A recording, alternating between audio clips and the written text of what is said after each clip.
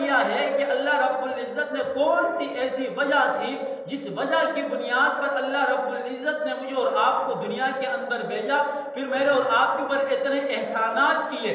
جب میں اس وجہ کی تلاش کرتا ہوں، قرآن کا سہارا لے کر قرآن سے پوچھتا ہوں، جب میں قرآن سے رہنمائی لیتا ہوں تو قرآن مجھے بتاتا ہے اے بندے تجھے دنیا کے اندر اللہ رب العزت بھیج رہا تھا۔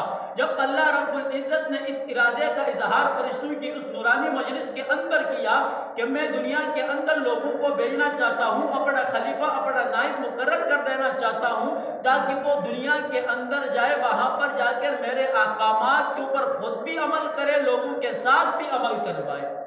جب اللہ رب العزت نے اپنے ارادے کا اظہار کیا تو اس وقت فرشتوں نے اللہ سے اختلاف کیا۔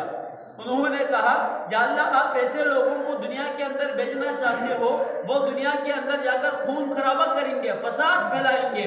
تو اللہ نے فرمایا قال انی اعلم ما لا تعلمون، اللہ نے فرمایا کہ یہ چیز میں جانتا ہوں وہ آپ نہیں جانتے۔ تو اللہ رب العزت نے مجھے اور آپ کو دنیا میں جو بھیجا ہے، اس بھیجنے کے مقصد جو ہے وہ یہ اللہ کے احکامات کے اوپر عمل کرنا، اور اللہ کے احکامات پر صرف اپنی ذات تک محدود نہیں رکھنا۔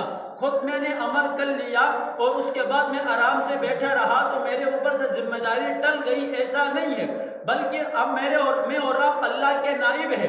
اللہ نے فرمایا کہ یہ میرے نائب ہے، میرا خلیفہ ہے۔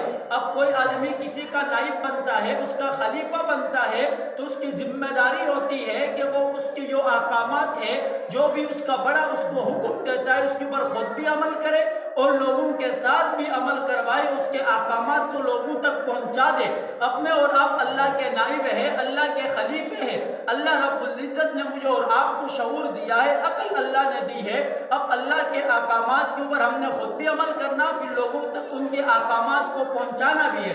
اب اللہ کے احکامات کیا ہے، ان احکامات کے اوپر میں نے عمل کیسے کرنے، اس کے لیے